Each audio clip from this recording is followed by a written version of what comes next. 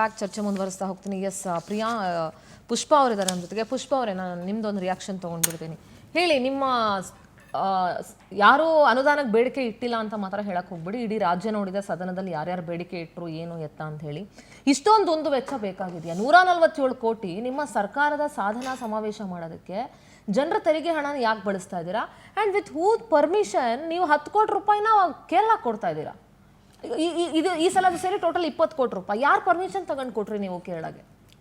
Madam, ಈಗ ಇಲ್ಲಿ ನನಗನ್ಸೋದು ಕೇರಳ ಕೊಟ್ವಿ ಅನ್ನೋದು ಪ್ರಾಬ್ಲಮ್, ಅಲ್ಲಿ ಪ್ರಿಯಾಂಕಾ ಗಾಂಧಿ ಅವರು MP ಆಗಿದ್ದಾರೆ ಅನ್ನೋದು ಪ್ರಾಬ್ಲಮ್. ನಂದೊಂದು ಪ್ರಶ್ನೆ ಇದೆ. ಹಾಗಾದ್ರೆ ನೀವು ಕನ್ನಡಿಗರ ಏಳ್ಗೆಗೋಸ್ಕರ ನಿಮ್ ಸರ್ಕಾರ ತಗೊಂಡು ಬಂದಿದ್ದೀರಾ, ಇಲ್ಲ ಪ್ರಿಯಾಂಕಾ ಗಾಂಧಿ ಅವ್ರನ್ನ ಮೆಚ್ಚಿಸೋದಕ್ಕೋಸ್ಕರ 10 ಕೋಟಿ ರೂಪಾಯಿ ಅಲ್ಲಿ ಕೊಟ್ಟಿದ್ದೀರಾ? ಅಂದ್ರೆ ಈಗ ಬಿಜೆಪಿ ಸರ್ಕಾರ ಕೇಂದ್ರದಲ್ಲಿ ಯಾರಿಗೋಸ್ಕರ ಆಡಳಿತ ಮಾಡ್ತಿದ್ದೆ? ಅಫ್ಘಾನು ಮತ್ತೆ ನೈಬರಿಂಗ್ ಕಂಟ್ರೀಸ್ಗೆಲ್ಲ ನಾವು ಕೊಡ್ತೀವಲ್ವಾ ಮೇಡಮ್ ಫಂಡ್ಸ್, ಮತ್ತೆ ಏನಕ್ಕೆ ಮಾಡ್ತೀವಿ? ಅದು ಯಾಕೆ ಮಾಡ್ತೀವಿ ಹೇಳಿ ಹೇಳಿ, ನೀವು ನಾವು ಅಲ್ಲ, ನೀವು ಕೇಳೋ ಪ್ರಶ್ನೆಗೆ ನಾನು ಬರ್ತೀನಿ. ನೋಡಿ, ನಮ್ಮ ಅಕ್ಕಪಕ್ಕದಲ್ಲಿರುವ ಯಾವುದೇ ಒಬ್ರು ಕಷ್ಟದಲ್ಲಿ ಇದ್ದಾರೆ ಎಂದಾಗ ನಾವು ಸಹಾಯ ಮಾಡೋದು ನಮ್ಮ ಸಹಜ ಧರ್ಮ. ಅದು ಇವತ್ತಿನ ದಿವಸ ಎಲ್ಲ ಒಂದು ಯುದ್ಧ ನಡೀತಾ ಇದ್ದಾಗ ನಾವು ಅವರಿಗೆ ಕನಿಷ್ಠ ಪಕ್ಷ ಹಿಂಗಾಗಿದೆ ಅಂತ ನಾವು ಅವರಿಗೆ ಒಂದು ಶ್ರದ್ಧಾಂಜಲಿನೋ ಅಥವಾ ಒಳ್ಳೆ ಮಾತು ಹೇಳೋದು ಅಥವಾ ಒಂದು ಔಷಧಿ ಕೊಡೋದೋ, ಒಂದು ಊಟ, ಅಥವಾ ಇವತ್ತು ನಮ್ಮ ಇಂಡಿಯಾದಿಂದ ಕೊಡ್ಲಿ, ನಾವು ಬೇಡ ಅನ್ನಲ್ಲ. ಇವಾಗ ಎಲ್ಲೋ ಯುದ್ಧ ಆಗ್ತಿದೆ, ಇರಾನ್ ಅಲ್ಲಿ, ಇಸ್ರೇಲ್ ಅಲ್ಲಿ, ಅಮೆರಿಕ ಅಲ್ಲಿ. ಮೇಡಮ್, ಯಾವುದೇ ದೇಶಕ್ಕೆ ಕೊಡ್ಲಿ ನಮ್ಮ ಪಕ್ಷದಿಂದ ನಾವೇನು ವಿರೋಧ ಮಾಡಲ್ಲ, ಮನುಷ್ಯತ್ವ ಅಂತಾರೆ ಅದನ್ನ. ಅಲ್ಲಿ ಏನಾದ್ರೂ ಪ್ರಿಯಾಂಕಾ ಗಾಂಧಿ ಅವರು ಎಲೆಕ್ಷನ್ ತಗೊಂಡೋಗಿ ದುಡ್ಡು ಕೊಟ್ಟಿದ್ರ? ಇಲ್ವಲ್ಲ. ಅಲ್ಲಿ ಒಂದು ನ್ಯಾಚುರಲ್ ಡಿಸಾಸ್ಟರ್ ಆಗಿತ್ತು, ಅಂತಹ ಒಂದು ಕಾರಣ ಇತ್ತು, ಅದರಿಂದ ಕೊಟ್ವಿ. ಅಲ್ಲೂ ಸಹ ಕೆಲವು ಕನ್ನಡಿಗರು ಇದ್ರು. ಕರ್ನಾಟಕದಲ್ಲಿ ಫ್ಲಡ್ಸ್ ಆದಾಗ ಕೇರಳ ಇಂದ ಇದೇ ಮಾನವೀಯತೆಯಿಂದ ನೀವು ಯಾಕೆ ದುಡ್ಡು ಇಸ್ಕೊಳ್ಳಿಲ್ಲ? ಒಂದು ಪ್ರಶ್ನೆ. ನೋಡಿ, ಅವರಿಗೆ ಮಾನವೀಯತೆ ಇರಬೇಕು, ನಾವ್ ಯಾಕೆ ಕೇಳಬೇಕು? ನಿನಗೆ ಮಾನವೀಯತೆ ಇದ್ರೆ ನೀವು ಕೊಡ್ತೀರಾ, ನನಗೆ ಮಾನವೀಯತೆ ಇದ್ರೆ ನಾನು ಕೊಡ್ತೀನಿ. ಒಂದ್ ನಿಮಿಷ, ನಮ್ಮ ಮೇಲೆ ಮಾನವೀಯತೆ ಇಲ್ದೇ ಇರೋರಿಗೆ ನಾವು ಮಾನವೀಯತೆ ತೋರಿಸೋ ಅವಶ್ಯಕತೆ ಏನು? ಮೇಡಮ್, ಅದು ಅವ್ರ ಇಷ್ಟ. ಅವ್ರಿಗೆ ಮಾನವೀಯತೆ ಇದ್ದಾಗ ನಾವು ಮಾನವೀಯತೆ ಸರ್ಕಾರ ಇಲ್ಲ. ಆ ಪಾಪಿ ಪಾಕಿಸ್ತಾನಕ್ಕೆ ಮಾನವೀಯತೆ ಇಲ್ಲ ಅಂತ, ನಮಗೆ ಮಾನವೀಯತೆ ಇಲ್ಲ ಅಂತ ಎಲ್ಲಿಂದ ತಗೊಂಡು ಹೋಗ್ಬೇಡಿ ಪುಷ್ಪ ಅವರೇ. ಅಂದ್ರೆ ಕೇರಳನೂ ಒಂದೇ, ಪಾಕಿಸ್ತಾನನೂ ಒಂದೇ ನಿಮ್ಮ ಲೆಕ್ಕದಲ್ಲಿ? ಅಲ್ಲ ಅಲ್ಲ, ನಾನು ಮನಸ್ಥಿತಿ ಒಂಥರ ಇರುತ್ತೆ. ನಿಮಗೆ ಇಲ್ಲ ಮನಸ್ಥಿತಿ, ನನಗೆ ಇರಬಾರ್ದು. ನಮಗೆ ಕರ್ನಾಟಕದಲ್ಲಿ ಪುಷ್ಪ ಅವರೇ, ಇದು ಕೇವಲ ನಿಮ್ಮ ಪಕ್ಷದ ಮನಸ್ಥಿತಿ, ಕರ್ನಾಟಕ ಪಕ್ಷದ ಮನಸ್ಥಿತಿ ಅಲ್ಲ. ಕನ್ನಡಿಗರು ಎಲ್ರಿಗೂ ಅಂತ ಭಾವನೆಗಳಿದೆ. ಯಾರೋ ಕಷ್ಟದಲ್ಲಿದ್ದಾಗ ಸ್ಪಂದಿಸಬೇಕು ಅನ್ನೋದು ಅಲ್ಲೂ ಕನ್ನಡಿಗರು ಇದ್ರು. ಅಲ್ಲಿ ಕನ್ನಡಿಗರು ಸತ್ರು, ಹೋಟೆಲ್ ಇಟ್ಕೊಂಡಿದ್ರು. ಪುಷ್ಪ ಅವರೇ, ಬೆಂಗಳೂರಲ್ಲೂ ಕರ್ನಾಟಕದಲ್ಲೂ ಬೇಕಾದಷ್ಟು ಜನ ಕೇರಳಿಗರಿದ್ದಾರೆ. ಯಾಕೆ ಇಲ್ಲಿ ಕಷ್ಟ ಬಂದಾಗ ಕೇರಳ ಸರ್ಕಾರ ಯಾಕೆ ಅದೇ ಕರುಣೆನ ಇಲ್ಲಿಗೆ ತೋರಿಸಲ್ಲ? ಮೊನ್ನೆ ಯಾವಾಗ್ಲೂ ಒಂದ್ಸಲಿ ಅವ್ರು ಯಾರೋ ಬಂದಿದ್ರು ಮಿನಿಸ್ಟ್ರು ಅಂತ, ನೀವೇ ದೊಡ್ಡದಾಗಿ ಒಳನುಸುಳುಕೋರರು ಬಂದ್ಬಿಟ್ಟಿದ್ದಾರೆ. ಕೇರಳ ಅವ್ರು ಯಾರೋ ಬಂದು ಇಲ್ಲಿ ಸ್ಟೇಟ್ಮೆಂಟ್ ಕೊಟ್ಬಿಟ್ರು ಅಂತ ನೀವೇ ಒಂದಷ್ಟು ದಿನ ಅದು ಅವ್ರ ಇಷ್ಟ. ನಮ್ಮ ಮಾನವೀಯತೆ, ನಮ್ಮ ಕನ್ನಡಿಗರ ಮಾನವೀಯತೆಯನ್ನ ನಾವು ತೋರಿಸಿದೀವಿ.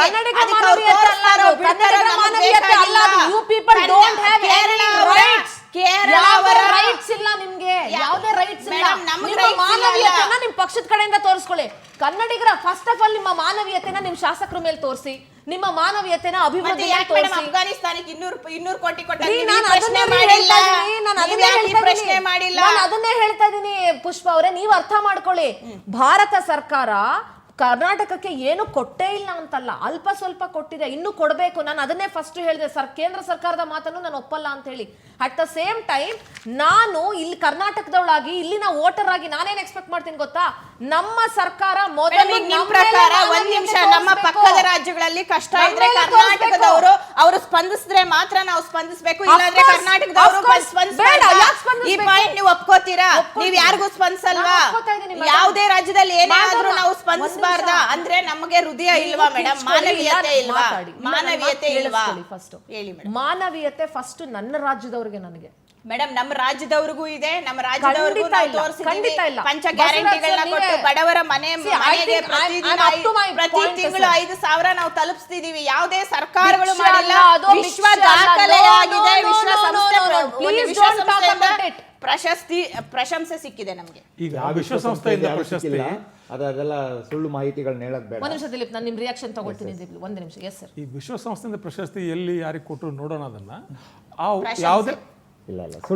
ಯಾವುದೇ ಒಂದು ಯೋಜನೆಗೆ ಕೇವಲ ಯೋಜನೆ ಅನುಷ್ಠಾನ ಮಾಡೋದು, ಆ ಒಂದು ಹಣವನ್ನು ಅಥವಾ ಒಂದು ಫ್ರೀ ಎಲೆಕ್ಟ್ರಿಸಿಟಿ ಮತ್ತು ಫ್ರೀ ಅನ್ನ ಇತ್ಯಾದಿ ಕೊಡೋದು ಒಂದಾದರೆ ಅದನ್ನು ಹೇಗೆ ನಿಭಾಯಿಸ್ತೀರಿ ಅನ್ನೋದು ಒಂದು ಎಕನಾಮಿಕ್ ಸೈನ್ಸ್ ಅದು.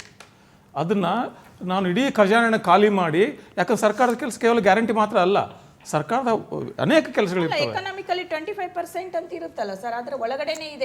ಅದು ನೀವು ಹೇಳ್ತಾ ಇರೋದು ಡೆಟ್, ಅದು ನೀವು ಸಾಲ ಹೇಳ್ತಾ ಇರೋದು ಅದು ಸಾಲದ ಬಗ್ಗೆ ಮಾತಾಡ್ತಾ ಇಲ್ಲ ನಾವು. ಎರಡು ಬರುತ್ತೆ. ಅಲ್ಲ, ನಾವು ಸಾಲದ ಬಗ್ಗೆ ಮಾತಾಡ್ತಾ ಇಲ್ಲ. ನಾನು ಹೇಳ್ತಾ ಇರೋದಲ್ಲ. ಈಗ ಒಂದು ನಿಮಿಷ ಖಾಲಿ ಪುಷ್ಪ ಖಾಲಿ ಕೇಳಿಸ್ಕೊಳ್ಳಿ. ಈಗ ನಾನು ಒಂದು ಸರ್ಕಾರವಾಗಿ ಕೇವಲ ಕಲ್ಯಾಣ ಕಾರ್ಯಕ್ರಮಗಳನ್ನ ಮಾತ್ರ ಮಾಡ್ತೀನಿ ಅಂದರೆ ಸರ್ಕಾರ ಅಲ್ಲ. ನೀವೊಂದು NGO.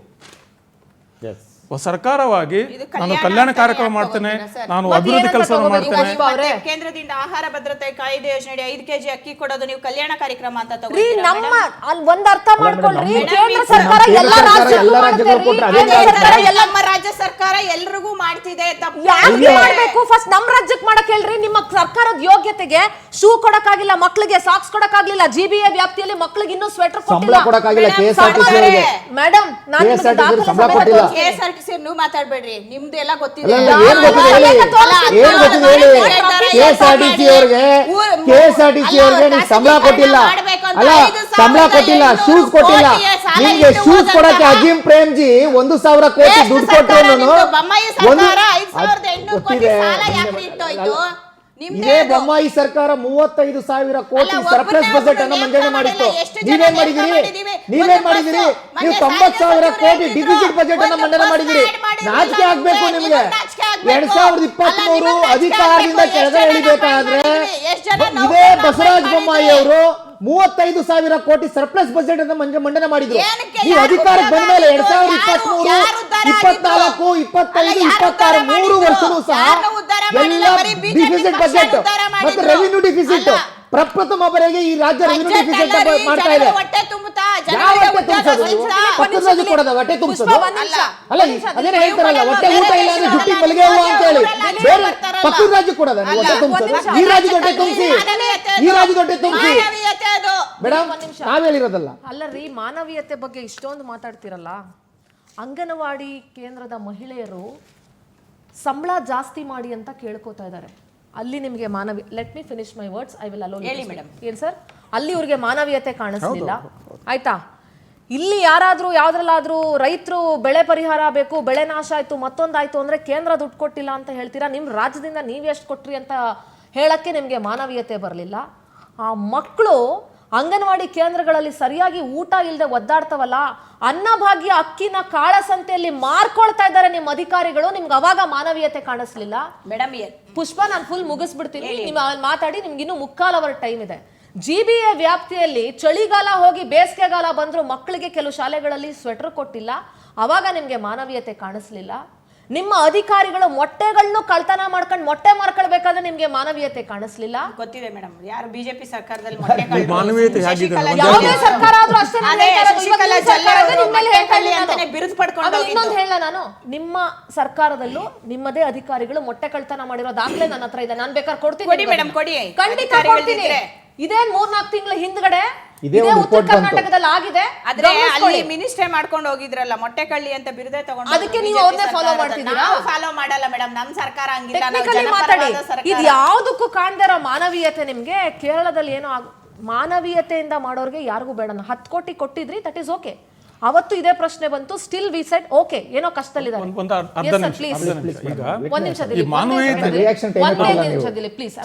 ನೀವು ಮಾತಾಡ್ಬಿಟ್ರೆ ಬಿಜೆಪಿ ಕಾಂಗ್ರೆಸ್ ಜಗಳ ಆಗ್ಬಿಡ್ತದೆ. ಏನಾಗುತ್ತೆ ಅಂದ್ರೆ ಮಾನವೀಯತೆ ಅಂದ್ರೆ ಮಾನವೀಯತೆ ಯಾವುದಕ್ಕಂತೀರಿ ನೀವು? ವಾಯನಾಡನ್ನು ಉದಾಹರಣೆ ತಗೊಳ್ಳೋಣ. ಅಲ್ಲಿ ಒಂದು ಸರ್ಕಾರ ಇದೆ, ಅದಕ್ಕೆ ಆದ ಬಜೆಟ್ ಇದೆ, ಅವರೇನು ಬೀದಿಲಿ ಬಂದು ನಿಂತಿಲ್ಲ, ಅವ್ರಿಗೂ ಹಣ ಬರ್ತದೆ ಸರ್ಕಾರದಿಂದ, ತಮ್ಮ ಆದಾಯ ಇರ್ತದೆ, ಕೇಂದ್ರ ಸರ್ಕಾರದಿಂದ ಎಲ್ಲ ಬರ್ತದೆ. ಅದೊಂದು ಫಂಕ್ಷನಿಂಗ್ ಗೌರ್ಮೆಂಟ್, ಫಂಕ್ಷನಿಂಗ್ ಗೌರ್ಮೆಂಟ್.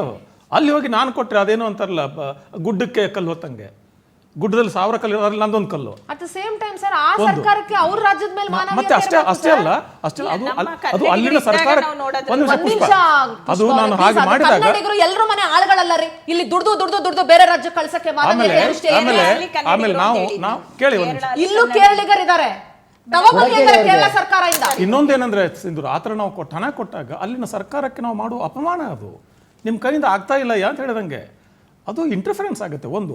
ಆಮೇಲೆ ಈ ಇನ್ನಿತರೆ ಮಾನವೀಯತೆಯ ಖರ್ಚುಗಳ ಬಗ್ಗೆ ಮಾತಾಡಿದ್ರಲ್ಲ, ವಾಲ್ಮೀಕಿ ನಿಗಮದಲ್ಲಿ ಒಬ್ಬ ಅಧಿಕಾರಿ ಆತ್ಮಹತ್ಯೆ ಮಾಡ್ಕೊಂಡಿರಲ್ಲ ಮಾನವೀಯತೆ ಭಾರತ ಯಾವ ಮಾನವೀಯತೆಯನ್ನು ತೋರಿಸಲಿಲ್ಲ ಸರ್.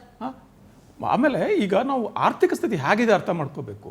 ನನ್ನ ಆರ್ಥಿಕ ಸ್ಥಿತಿ ನಿಮ್ಮ ಅನೇಕ ಡಿಸ್ಪ್ಯೂಟ್ ಇದೆ, ಸಮಸ್ಯೆಗಳಿದೆ, ಕೇಂದ್ರ ಜೊತೆ ಜಗಳ ಇದೆ, ಅದು ಬೇರೆ ಮಾಡಿ. ಆದರೆ ಅವೈಲೇಬಲ್ ರಿಸೋರ್ಸಸ್ನ ನಾನು ಹೇಗೆ ಖರ್ಚು ಮಾಡಬೇಕು? Very true. ನನ್ನ ಹತ್ರ ಇರೋದೆಷ್ಟು ₹10, ಅದನ್ನು ನಾನು ಹೇಗೆ ಜಾನ ಖರ್ಚು ಮಾಡಬೇಕು? ಈಗ ಹಸಿದವ್ರಿಗೆ ಅನ್ನ ಹಾಕೋದು ಕರೆಕ್ಟ್, ಹಾಕಿ. ಆದರೆ ಅದೊಂದೇ ನಿಮ್ಮ ಕೆಲಸ ಅಲ್ಲ, ಅದು ಹಾಕಬೇಕು, ಅದು ನಿಮ್ಮ ಅದೊಂದೇ ಕೆಲಸ ಅಲ್ಲ. ಇನ್ನು ಬೇರೆ ಕೆಲಸಕ್ಕೆ ನೀವು ಹಣ ಇಲ್ಲದೆ ಹತ್ರ ಮಾಡಿಬಿಟ್ರೆ ಅವಾಗೇನಾಗುತ್ತೆ? ಬೇರೆ ಕೆಲಸ ಇದೇ ಈ ಜನನೇ ಅದು ಸಫರ್ ಆಗ್ತಾರೆ. ಮತ್ತೆ ಈಗ ಇವ್ರಿಗೂ ಅನ್ನ ಭಾಗ್ಯ ಮತ್ತೊಂದು ಇನ್ನೊಂದೆಲ್ಲ ಕೊಟ್ಟು ಬೆಲೆ ಏರಿಕೆ ಮಾಡಿಬಿಟ್ರೆ ಏನು ಮಾಡಿದಂಗಾಯಿತು? ಈಗ ಮತ್ತೆ ಯುದ್ಧ ಬರ್ತಾ ಇದೆ, ಯುದ್ಧದ ಕಾರಣದಿಂದ ಮತ್ತೆ ತೈಲ ಬೆಲೆ ಜಾಸ್ತಿ ಆಗುತ್ತೆ, ಇನ್ನೇನಾಗುತ್ತೆ? ಯಾವತ್ತು ಎಮರ್ಜೆನ್ಸಿ ಡಿಕ್ಲೇರ್ ಆಗುತ್ತೋ ಏನೋ ಗೊತ್ತಿಲ್ಲ. ನೋಡಿ, ಈಗ ನಮ್ಮ ಕಾಂಗ್ರೆಸ್ನ ವಕ್ತಾರರು ಹೇಳ್ತಿದ್ದಾರೆ ಪಕ್ಕದ ರಾಜ್ಯಕ್ಕೆ ಕೊಡ್ತಕ್ಕಂಥದ್ದು ಮಾನವೀಯತೆ ಅಂತೇಳಿ. ನೀವು ಪಕ್ಕದ ರಾಜ್ಯದಲ್ಲಿ ನಿಮ್ಗೆ ಯಾಕೆ ವೈನಾಡ್ ಮಾತ್ರ ಕಾಣಿಸ್ತಾ ಇದೆ? ನಿಮ್ಗೆ ಆ ರೀತಿ ಮಾನವೀಯತೆಯಿಂದಲೇ ಕೊಡಂಗಿದ್ದಿದ್ರೆ ಪಕ್ಕದ ರಾಜ್ಯದಲ್ಲಿ ಬೇರೆ ಬೇರೆ ಜಿಲ್ಲೆಗಳಿದೆ, 6 ಜಿಲ್ಲೆಗಳು ಹೋಗಬೇಕಾಯ್ತು. ಪಕ್ಕದ ರಾಜ್ಯ ತಮಿಳುನಾಡಿದೆ, ಆಂಧ್ರ ಪ್ರದೇಶ ಇದೆ, ಮಹಾರಾಷ್ಟ್ರ ಇದೆ, ಅಲ್ಲಿಗೆ ಕೊಡ್ತಿದ್ದೀರಿ ಅಂತಂದ್ರೆ ನಿಮ್ದು ಇದು ಯಾವ ನೀತಿ? ಇದು ನಿಮ್ಮ ಪ್ರಿಯಾಂಕಾ ಗಾಂಧಿ ಅಲ್ಲಿ ಸ್ಪರ್ಧಿಸ್ತಾ ಇದ್ದಾರೆ, MP ಆಗಿದ್ದಾರೆ ಅನ್ನೋ ಒಂದು ಕಾರಣಕ್ಕೋಸ್ಕರ ಅದೊಂಥರ ಝೂ ವಿಸಿರ್ ನೀತಿ. ಈ ಝೂ ವಿಸಿರ್ ನೀತಿ ಒಂದು ನಿಮಿಷ ಕೇಳಿಸ್ಕೊಳ್ಳಿ, ನಿಮ್ಗೆ ನಾನು ಡಿಸ್ಟರ್ಬ್ ಮಾಡಿಲ್ಲ. ಅದಕ್ಕೋಸ್ಕರ ಕೊಡ್ತಾ ಇದ್ದಾರೆ. ಒಂದು ಇದೇ ಆನೆ ತುಳಿತಕ್ಕೊಳಗಾದಾಗ 25 ಲಕ್ಷವನ್ನ ಕೊಟ್ಟರು ಒಂದು ಮೇಡಮ್. ಮತ್ತೆ ಇವ್ರು ಯಾವ ರೀತಿ ದುಂದು ವೆಚ್ಚವನ್ನ ಮಾಡ್ತಾ ಇದ್ದಾರೆ ಅಂತ ಅಂದ್ರೆ, ಕಸ ಗುಡಿಸ್ತಕ್ಕಂಥ ಒಂದು ವಾಹನವನ್ನು ತೆಗೆದುಕೊಳ್ತಾರೆ ಮೇಡಮ್, 46 ಗಾಡಿಗಳನ್ನ ತೆಗೆದುಕೊಳ್ತಾರೆ, 613 ಕೋಟಿ. ಮಾಡಲ್ವಾ? ಕೇಳಿಸ್ಕೊಳ್ಳಿ ಒಂದು ನಿಮಿಷ, ಹಣ ಅಲೋಕೇಶನ್ ಆಗಿದೆ, ಕೇಳಿಸ್ಕೊಳ್ಳಿ. 46 ಗಾಡಿಗೆ 613 ಕೋಟಿಯನ್ನ ಇವರು ಖರ್ಚು ಮಾಡಬೇಕು ಅಂದ್ರೆ 7 ವರ್ಷಕ್ಕೆ ಇವರು ಅದು ಕಾಂಟ್ರಾಕ್ಟ್ ತಗೋಬೇಕು ಅಂತ ಹೊರಡ್ತಾರೆ. 46 ಗಾಡಿಗೆ ಒಂದು ಗಾಡಿ ಬಂದು 2.5 ಕೋಟಿ ಅದ್ರ ಬೆಲೆ. ಅದೇ ನೀವು 90 ಕೋಟಿ 100 ಕೋಟಿ ಕೊಟ್ಬಿಟ್ರೆ ಪೂರ್ತಿ ಗಾಡಿನೇ ಬಂದ್ಬಿಡ್ತದೆ. ಇವರು 613 ಕೋಟಿ ಕೊಡ್ತೀನಿ 7 ವರ್ಷಕ್ಕೆ ಅಂತ ಹೋಗ್ತಾರಲ್ಲ, ಅಂದ್ರೆ ಎಲ್ಲಿಗೆ ಹೋಗ್ತಾ ಇದೆ ಇದು ಹಣ? ಈ ಹಣ ವಾಪಸ್ ಎಲ್ಲಿಗೆ ಬರ್ತಾ ಇದೆ ಕೇಳಬೇಕು. ಇವ್ರು ಹೇಳ್ತಾರಲ್ಲ, ಅರೆ ನಾವ್ ಹೇಳ್ತಾ ಇರೋದಲ್ಲ, ನೀವು ಫಸ್ಟ್ ನಿಮ್ಮದೇ ಶಾಸಕರು ಬಡ್ಕೊಳ್ತಾ ಇದ್ದಾರೆ. HR ಗವಿಯಪ್ಪ ಏನಂತ ಹೇಳಿದ್ರು, ನಮ್ಮ ಸ್ವಂತ ಕ್ಷೇತ್ರಗಳಲ್ಲಿ ಮನೆ ಮತ್ತೆ ಅಭಿವೃದ್ಧಿ ಮಾಡ್ಲಿಕ್ಕೆ ಕೆಲಸ ಇಲ್ಲ, ನೀವು ಕೇರಳಕ್ಕೆ ಮನೆ ಕಟ್ಸ್ಕೊಡ್ತಾ ಇದ್ದೀರ ಅಂತ ನಾವ್ ಹೇಳ್ತಿರೋದಲ್ಲ, ಅಥವಾ ಪವರ್ ಟಿವಿಯರ್ ಹೇಳ್ತಿರೋದಲ್ಲ. ಗವಿಯಪ್ಪ ನಿಮ್ಮ ಶಾಸಕರು ಹೇಳಿರ್ತಕ್ಕಂಥ ಮಾತಿದು. ಕೇರಳಕ್ಕೆ ಕೊಡೋಕೆ ಹಣ ಐತೆ, ನಮಗೆ ಕೊಡೋಕೆ ಹಣ ಇಲ್ವಲ್ಲ ಅಂತ ಹೇಳ್ತಾ ಇರೋದು. ರಾಜುಕಾಗಿ ಏನ್ ಹೇಳಿದ್ರು, ನಾನು ರಾಜೀನಾಮೆ ಕೊಡ್ತೀನಿ, ನಮ್ಗೆ ಏನೋ ಅನುದಾನ ಕೊಡ್ಲಿಲ್ಲ ಅಂತಂದ್ರೆ ನಾವ್ ಇರಕ್ಕಾಗ್ತಾ ಇಲ್ಲ, ನಮ್ ರಾಜೀನಾಮೆ ಅಕ್ಸೆಪ್ಟ್ ಮಾಡ್ಕೊಳ್ಳಿ ಅಂತ ರಾಜುಕಾಗಿ ಹೇಳಿರ್ತಕ್ಕಂಥದ್ದು. ನಿಮ್ಮ ಪಾಟೀಲ್ ಸಾಹೇಬ್ರು ಏನಂತ ಹೇಳಿದ್ರು, ನಿಮ್ಮ ಶಾಸಕರ ಒಂದು ಆ ಮಾನವೀಯತೆ ಅಂತ ಏನ್ ಹೇಳಿದ್ರಲ್ಲ, ನಿಮ್ಮ ಶಾಸಕರು ಮಾನವೀಯತೆ ತೋರಿಸಿ ಫಸ್ಟ್, ಅವ್ರಿಗಾಗ್ತಿರ್ತಕ್ಕಂಥ ಸಮಸ್ಯೆಗಳನ್ನ ತೋರಿಸಿ. ಇನ್ನೊಂದು ಮೇಡಮ್, ಇವರು ಇನ್ನೊಂದು 800 ಕೋಟಿಯನ್ನ ಜಾಹೀರಾತು ಖರ್ಚು ಮಾಡಿದ್ದಾರೆ. ಅರೆ ಇವ್ರು ಹೇಳ್ಬೋದು ಜಾಹೀರಾತುಗಳಿಗೆ ನಾವು ಪಬ್ಲಿಸಿಟಿ ತಗೊಳ್ತೀವಿ ಅಥವಾ ಇನ್ನೊಂದೇನೋ ನಮ್ಮ ಸರ್ಕಾರ ಮಾಡ್ತಕ್ಕಂಥ ಸಾಧನೆಗಳನ್ನ ಮಾಡಕ್ಕೆ ಹೋಗ್ತಿದೀವಿ ಅಂತ ಹೇಳ್ಬೋದು. ಅರೆ ನೀವು ಮಾಡಿ, ಜಾಹೀರಾತು ಮಾಡಿ, ಪ್ರಚಾರ ಅತಿಯಾದ ಪ್ರಚಾರ ಮಾಡಕ್ಕಾಗಬಾರ್ದು. 800 ಕೋಟಿ ಖರ್ಚು ಮಾಡ್ತಕ್ಕಂಥದ್ದು, 800 ಕೋಟಿ. ಬಿಜೆಪಿ ಮ್ಯಾಕ್ಸಿಮಮ್ ಸರ್ಕಾರ ಇದ್ದಾಗ 50 ರಿಂದ 60 ಕೋಟಿ ಕಂಪ್ಲೀಟ್ ಮುಗಿಸಿರ್ತಕ್ಕಂಥದ್ದು. ಕೇಳಿಸ್ಕೊಳ್ಳಿ, ನೀವು ಆಮೇಲೆ ಉತ್ತರ ಕೊಡಿ. 800 ಕೋಟಿ. ಪುಷ್ಪ ಅವರೇ, ಯಾಕೆ ನಾವು ರಾಜ್ಯದ ಬಗ್ಗೆ ಮಾತಾಡಿದಾಗ ನೀವು ಕೇಂದ್ರಕ್ಕೆ ಹೋಗಿ ಹೊಡಿತಿದ್ದೀರಿ? ಕೇಂದ್ರದ ಬಗ್ಗೆ ಚರ್ಚೆ ಮಾಡೋಣ, ಆಮೇಲೆ ಮಾತಾಡೋಣ. ತಗೊಂಡ್ ಬನ್ನಿ.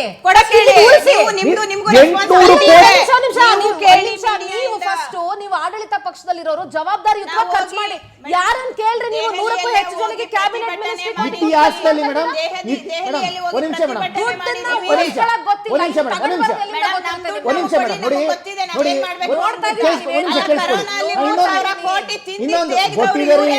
ನಾಚಿಕೆ ಆಗಲ್ವಾ?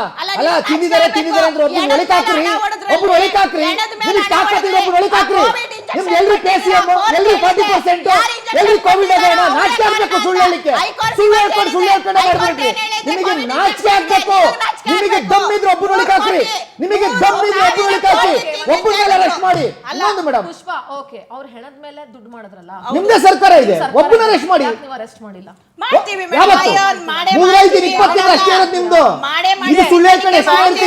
ನೀವು ಯಾಕೆ ನಗೆ ಪಾಟ್ಲಿಗೆ ಈಡಾಗ್ತೀರಾ ಗೊತ್ತಾ ಇಂತ ಮಾತುಗಳು? ಇನ್ನೊಂದು ಮೇಡಮ್, 2.25 ವರ್ಷ ಬೇಕೇನ್ರಿ ನಿಮ್ಗೆ? ಅವ್ರ ಭ್ರಷ್ಟಾಚಾರ ಮಾಡಿದಾರೆ ಅಂತ ಗೊತ್ತಾದ ಮೇಲುವೆ ಅವ್ರನ್ನ ಒಳಗ್ ಹಾಕಕ್ಕೆ ಇನ್ನೊಂದು ವರ್ಷಕ್ಕೆ ನಿಮ್ ಸರ್ಕಾರ